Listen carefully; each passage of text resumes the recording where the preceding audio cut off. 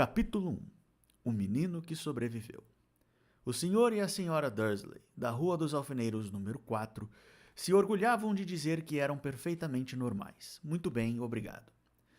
Eram as últimas pessoas no mundo que se esperaria que se metessem em alguma coisa estranha ou misteriosa, porque simplesmente não compactuavam com esse tipo de bobagem.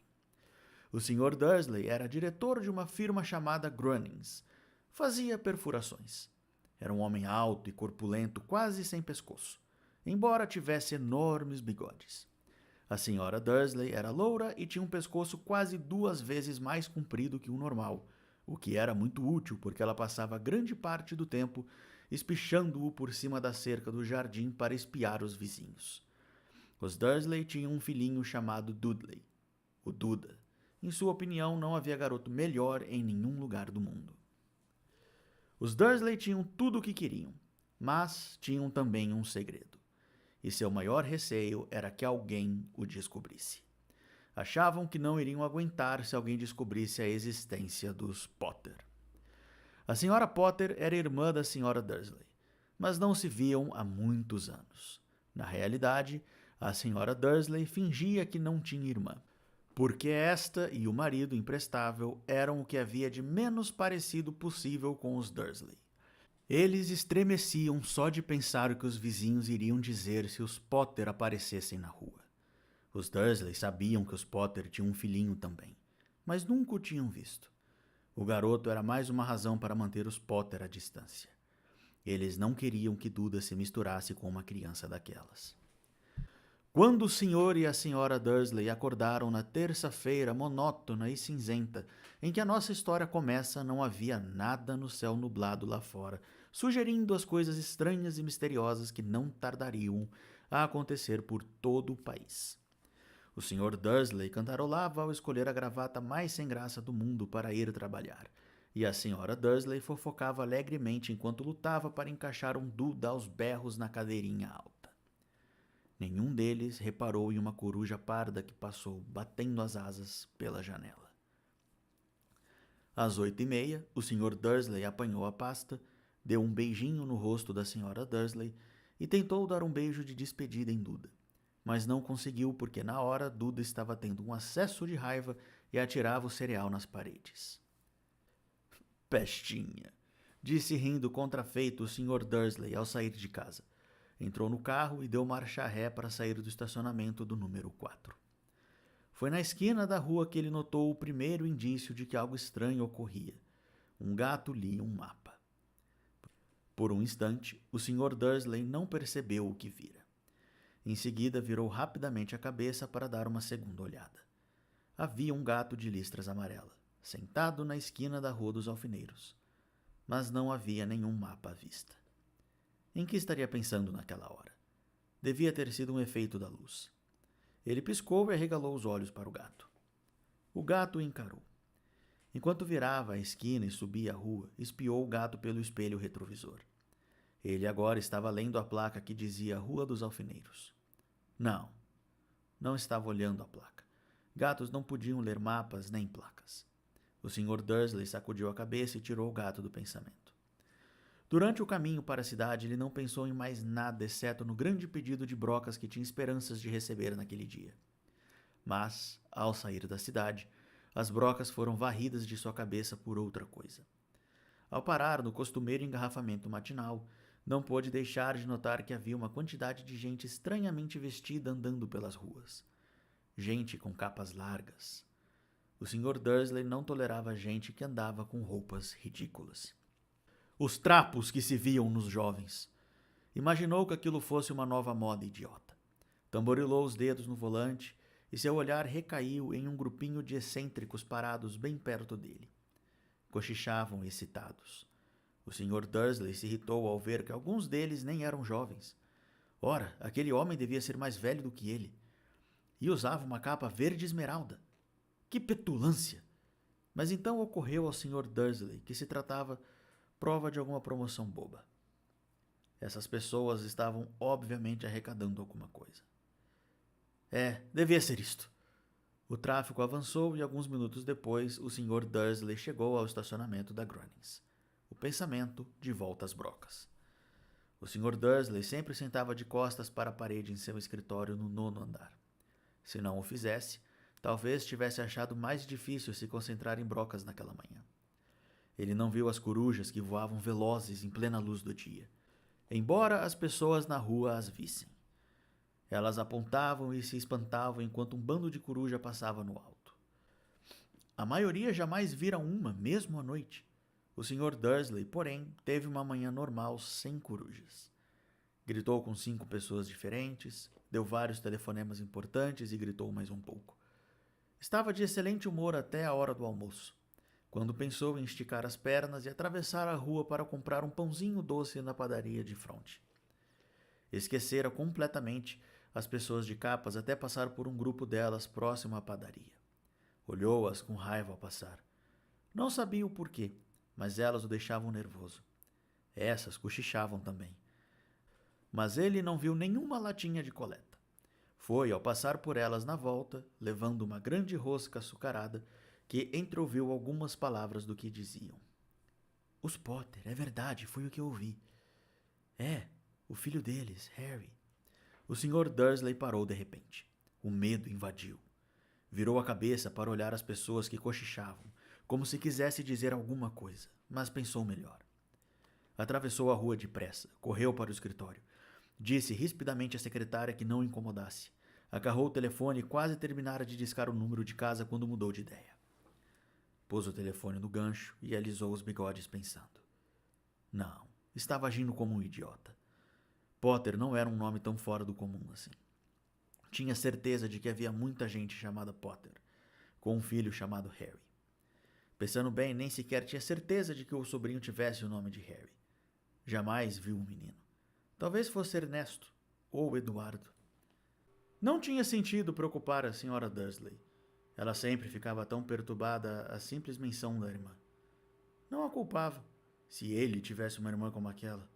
Mas, mesmo assim, aquelas pessoas de capas... Achou bem mais difícil se concentrar nas brocas aquela tarde.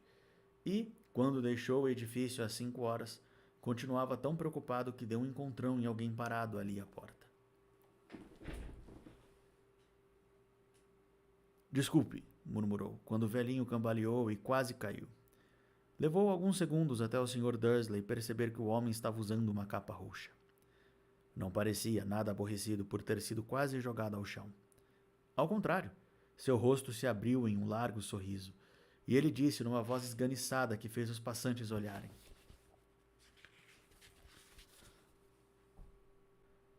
Não precisa pedir desculpas, caro senhor, porque nada poderia me aborrecer hoje. Alegre-se, porque você sabe quem finalmente foi-se embora. Até trouxas como o senhor deveriam estar comemorando um dia tão feliz. E o velho abraçou o Sr. Dursley pela cintura e se afastou. O Sr. Dursley ficou pregado no chão. Fora abraçado por um completo estranho. E também achava que fora chamado de trouxa, o que quer que isso quisesse dizer. Estava abalado. Correu para o carro e partiu para casa, esperando que estivesse imaginando coisas. O que nunca esperara que fizesse, porque não aprovava a imaginação. Quando entrou no estacionamento do número 4, a primeira coisa que viu, e isso não melhorou seu estado de espírito, foi o gato listrado que notara aquela manhã. Agora ele estava sentado no muro do jardim. Tinha certeza de que era o mesmo. As marcas em volta dos olhos eram as mesmas. Chispa! Disse o Sr. Dursley em voz alta. O gato não se mexeu. Apenas lançou-lhe um olhar severo. Será que isto era um comportamento normal para um gato? Pensou o Sr. Dursley. Continuava decidido a não comentar nada com a esposa. A Sra. Dursley tivera um dia normal e agradável. Contou-lhe durante o jantar os problemas da senhora do lado com a filha, e ainda que Duda aprender uma palavra nova, nunca, o Sr. Dursley tentou agir normalmente. Depois que Duda foi se deitar, ele chegou à sala em tempo de ouvir o último noticiário noturno. E, por último, os observadores de pássaros em toda parte registraram que as corujas do país se comportaram de forma muito estranha hoje. Embora elas normalmente caçem à noite e raramente apareçam à luz do dia, centenas desses pássaros foram vistos hoje voando em todas as direções desde o alvorecer. Os especialistas não sabem explicar por que as corujas de repente mudaram seu padrão de sono. O locutor se permitiu um sorriso. Muito misterioso. E agora com Jorge Mendes no nosso boletim meteorológico. Vai haver tempestade de corujas hoje à noite, Jorge? Bom, Eduardo, disse o meteorologista. Não sei lhe dizer, mas não foram só as corujas que se comportaram de modo estranho hoje. Ouvintes de todo o país têm telefonado para reclamar que em vez do aguaceiro que prometi para ontem, eles têm tido chuvas de estrelas. Talvez alguém ande festejando a noite das fogueiras uma semana mais cedo este ano. Mas posso prometer para hoje uma noite chuvosa. O Sr. Dursley ficou paralisado na poltrona. Estrelas cadentes em todo o país, corujas voando durante o dia, gente misteriosa usando capas por todo lado, e um cochicho a respeito dos Potter. A Sra. Dursley entrou na sala trazendo 2 xícaras de chá. Não adiantava. Teria que lhe dizer alguma coisa. Pigarreou nervoso. Petúnia, querida, você não tem tido notícias de sua irmã ultimamente? Conforme esperava, a Sra. Dursley pareceu chocada e aborrecida. Afinal, normalmente fingiam que ela não tinha irmã. Não, respondeu ela seca. Por quê? Uma notícia engraçada, murmurou o Sr. Dursley. Corujas, estrelas cadentes, e vi uma porção de gente de aparência estranha na cidade hoje. E daí? Cortou a Sra. Dursley. Bem, pensei, talvez tivesse alguma ligação com, sabe, o pessoal dela. A Sra. Dursley bebericou o chá com os lábios contraídos. O Sr. Dursley ficou em dúvida se teria coragem de lhe contar que ouvira o nome Potter. Decidiu que não. Em vez disso, falou com a voz mais displicente que pôde. O filho deles teria mais ou menos a idade do Duda agora, não? Suponho que sim, respondeu a Sra. Dursley ainda seca. Como é mesmo o nome dele? Ernesto, não é? Harry. Um nome feio e vulgar, se quer saber minha opinião. Ah, é, disse o Sr. Dursley, sentindo um aperto horrível no coração. Concordo com você. Não disse mais nenhuma palavra sobre o assunto a caminho do quarto onde foram se deitar. Enquanto a Sra. Dursley estava no banheiro, o Sr. Dursley foi devagarinho até a janela e espiou o jardim da casa. O gato continuava lá. Observava o começo da Rua dos Alfeneiros como se esperasse alguma coisa. Estaria imaginando coisas? Será que tudo isso teria ligação com os Potter? Se transpirasse que eram aparentados com um casal de... Bem, ele achava que não aguentaria. Os Dursley se deitaram. A Sra. Dursley adormeceu logo, mas o Sr. Dursley continuou acordado, pensando no que acontecera. Seu último consolo antes de adormecer foi pensar que mesmo que os Potter estivessem envolvidos, não havia razão para se aproximarem dele e da Sra. Dursley. Os Potter sabiam muito bem o que pensavam deles e de gente da sua laia. Não via como ele e Petúnia poderiam se envolver com nada que estivesse acontecendo. O Sr. Dursley bocejou e se virou. Isso não poderia afetá-los. Como estava enganado. O Sr. Dursley talvez estivesse mergulhando em um sono inquieto, mas o gato, no muro lá fora, não mostrava sinais de sono. Continuava sentado imóvel como uma estátua, os olhos fixos na esquina mais distante da Rua dos Alfeneiros. E nem sequer estremeceu quando uma porta de carro bateu na rua seguinte, nem mesmo quando 2 corujas mergulharam do alto. Na verdade, era quase meia-noite quando o gato se mexeu. Um homem apareceu na esquina que o gato estivera vigiando. Apareceu tão súbita e silenciosamente que se poderia pensar que tivesse saído do chão. O rabo do gato mexeu ligeiramente e seus olhos se estreitaram. Ninguém jamais vislumbrara nada parecido com este homem na Rua dos Alfeneiros. Era alto, magro e muito velho. A julgar pelo prateado de seus cabelos e de sua barba, suficientemente longos para prender no cinto. Usava vestes longas, uma capa púrpura que arrastava pelo chão e botas com saltos altos e fivelas. Seus olhos azuis eram claros, luminosos e cintilantes por trás dos óculos em meia-lua, e o nariz muito comprido e torto, como se o tivesse quebrado pelo menos 2 vezes. O nome dele era Alvo Dumbledore. Alvo Dumbledore não parecia ter consciência de que acabara de pisar numa rua onde tudo, Desde o seu nome as suas botas eram mal visto. Estava ocupada apalpando a capa, procurando alguma coisa. Mas parecia ter consciência de que estava sendo vigiado, porque ergueu a cabeça de repente para o gato, que continuava a fixá-lo da outra ponta da rua. Por algum motivo, a visão do gato pareceu diverti-lo.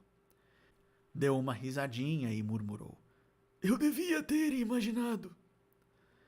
Encontrou o que procurava no bolso interior da capa. Parecia um isqueiro de prata. Abriu, ergueu-o no ar e o acendeu. O lampião de rua mais próximo apagou-se com um estalido seco. Ele o acendeu de novo, o lampião seguinte piscou e apagou.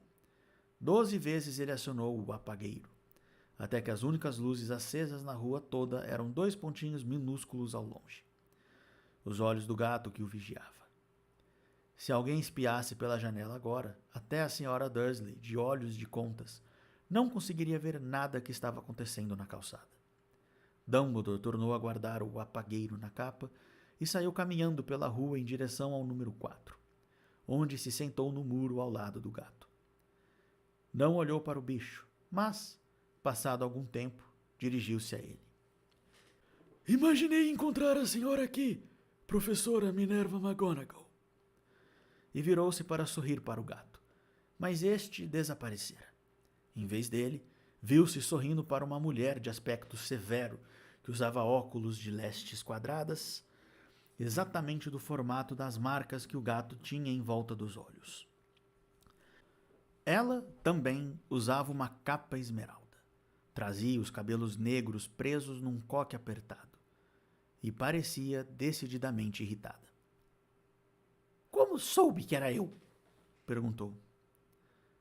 "Minha cara professora, nunca vi um gato se sentar tão duro."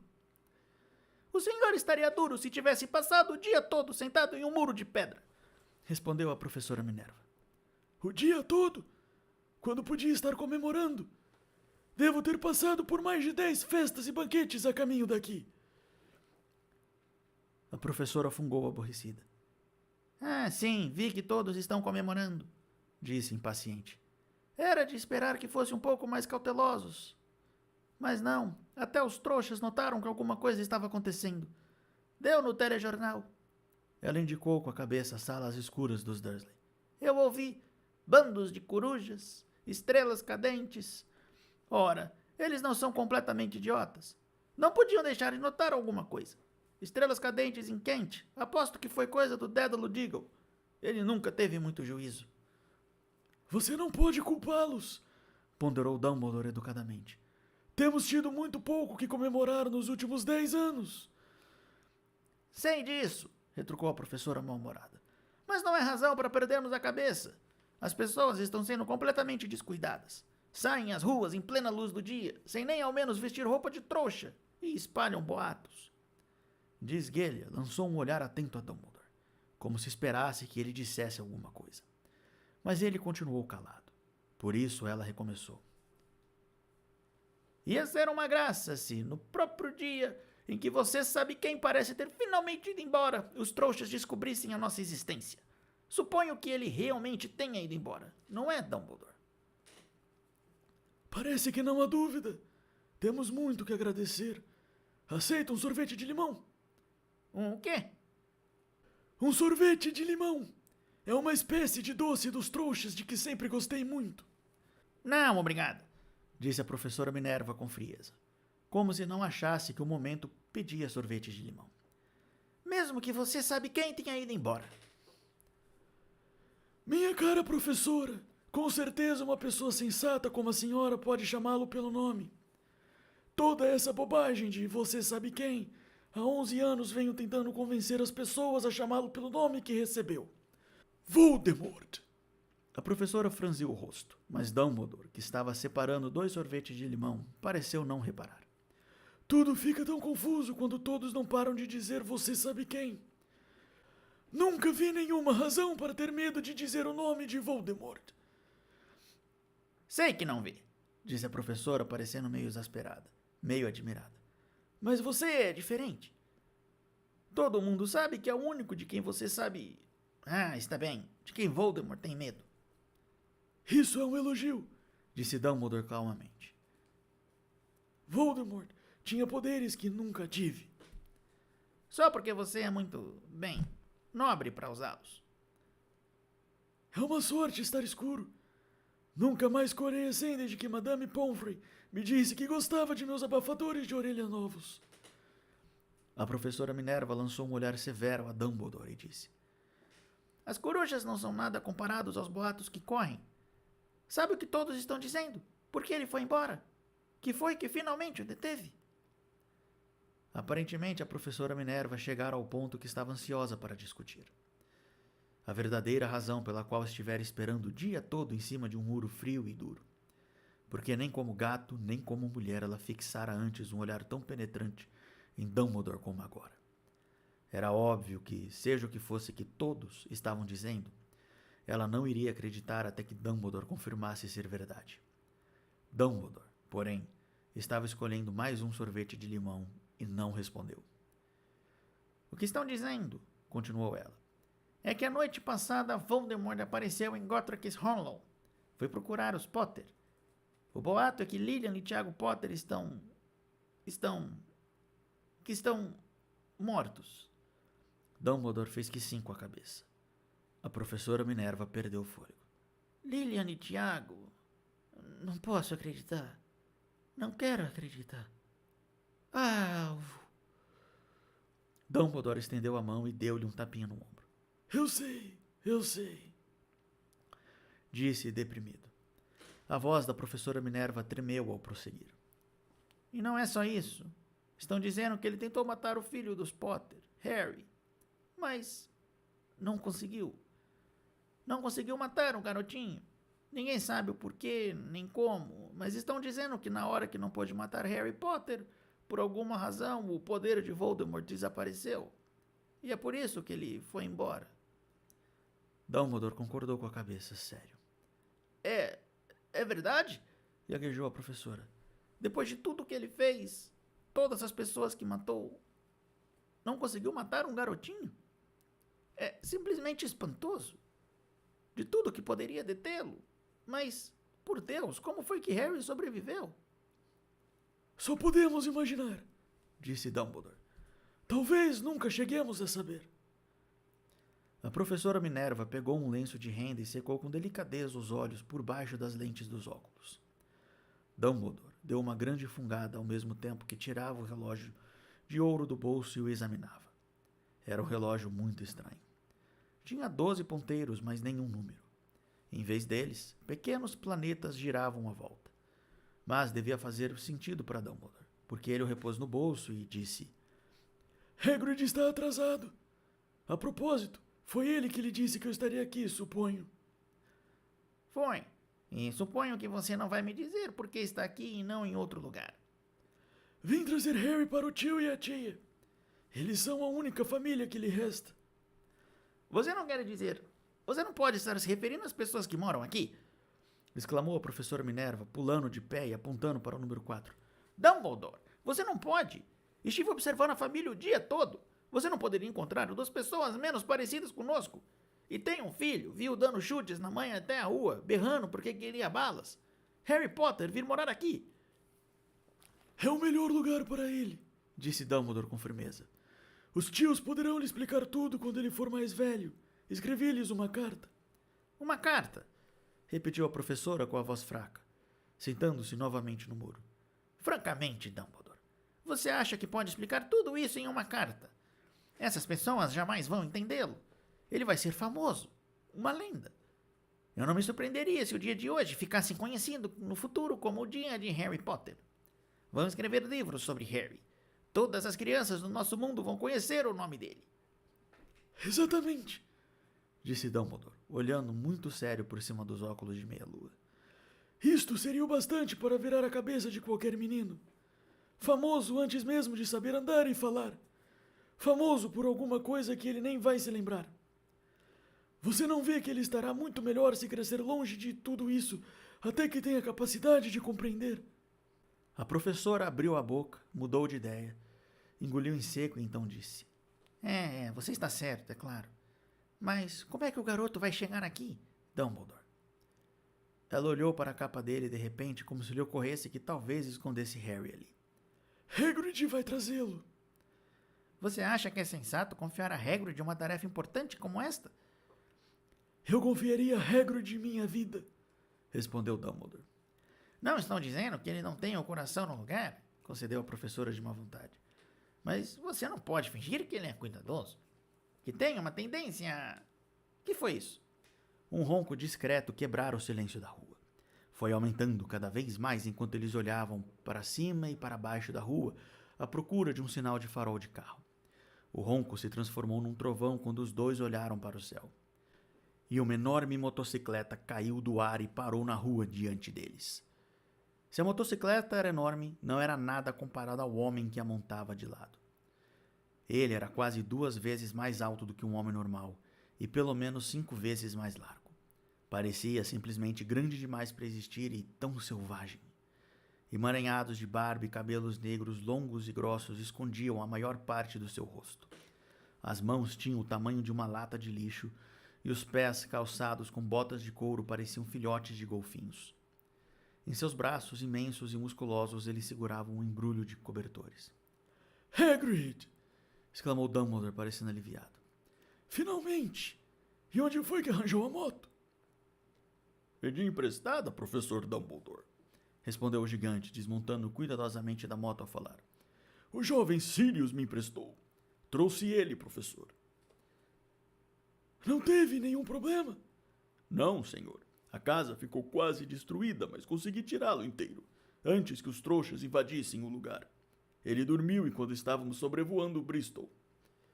Dumbledore e a professora Minerva curvaram-se para o embrulho de cobertores. Dentro, apenas visível, havia um menino que dormia a sono solto. Sob uma mecha de cabelos muito negros caída sobre a testa, eles viram um corte curioso. Tinha a forma de um raio. Foi aí que... sussurrou a professora. Foi, Confirmou Dumbledore. Ficará com a cicatriz para sempre. Será que você não poderia dar um jeito, Dumbledore? Mesmo que pudesse, eu não o faria. As cicatrizes podem vir a ser úteis. Tenho uma acima do joelho esquerdo que é o mapa perfeito do metrô de Londres. Bem, me dê ele aqui, Hagrid. É melhor acabarmos logo com isso. Dumbledore recebeu Harry nos braços e virou-se para a casa dos Dursley. Será que eu podia me despedir dele, professor? Perguntou Hagrid. Ele curvou a enorme cabeça descabelada para Harry e lhe deu o que deve ter sido um beijo muito áspero e peludo. Depois, sem aviso, Hagrid soltou um uivo como de um cachorro ferido. Shhh! Sibilou a professora Minerva. Você vai acordar os trouxas? Desculpe, Soluçou Hagrid, puxando um enorme lenço sujo e escondendo a cara nele. mas não consigo suportar. Lilian e Tiago mortos, e o coitadinho do Harry ter de viver com os trouxas. É muito triste, mas controle-se, Hagrid. Ou vão nos descobrir. Sussurrou a professora, dando uma palmadinha desajeitada no braço de Hagrid, enquanto Dumbledore saltava a mureta de pedra e se dirigia à porta da frente. Depositou Harry devagarzinho no batente. Tirou uma carta da capa, meteu-a entre os cobertores do menino e, em seguida, voltou para a companhia dos dois. Durante um minuto inteiro, os 3 ficaram parados olhando para o embrulhinho. Os ombros de Hagrid sacudiram. Os olhos da professora Minerva piscaram loucamente, e a luz cintilante que sempre brilhava nos olhos de Dumbledore parecia ter se extinguido. Bem, Disse Dumbledore finalmente. acabou-se. Não temos mais nada a fazer aqui. Já podemos nos reunir aos outros para comemorar. Disse Hagrid com a voz mais abafada. Vou devolver a moto de Sirius. Boa noite, professora Minerva, professor Dumbledore. Enxugando os olhos na manga da jaqueta, Hagrid montou na moto e acionou o motor com um pontapé. Com um rugido, ela levantou voo e desapareceu na noite. Nos veremos em breve, espero, professora Minerva. Falou Dumbledore com um aceno de cabeça. A professora Minerva soou o nariz em resposta. Dumbledore se virou e desceu a rua. Na esquina, parou e puxou o apagueiro. Deu um clique e 12 esferas de luz voltaram aos lampiões, de modo que a Rua dos Alfeneiros de repente iluminou-se com uma claridade laranja, e ele divisou o gato listrado se esquivando pela outra ponta da rua. Mal dava para enxergar o embrulhinho de cobertores no batente do número 4. Boa sorte, Harry, murmurou ele. Girou nos calcanhares e, com o movimento da capa, desapareceu. Uma brisa arrepiou as cercas bem cuidadas da Rua dos Alfeneiros, silenciosas e quietas sob o negror do céu. O último lugar do mundo em que alguém esperaria que acontecessem coisas espantosas. Harry Potter virou-se dentro dos cobertores sem acordar. Sua mãozinha agarrou a carta ao lado, mas ele continuou a dormir. Sem saber que era especial, sem saber que era famoso, sem saber que iria acordar dentro de poucas horas com o grito da Sra. Dursley ao abrir a porta da frente para pôr as garrafas de leite do lado de fora. Nem que passaria as próximas semanas levando cutucadas e beliscões do primo Duda. Ele não podia saber que, neste mesmo instante, havia pessoas se reunindo em segredo em todo o país, que erguiam os copos e diziam com vozes abafadas: A Harry Potter, o menino que sobreviveu.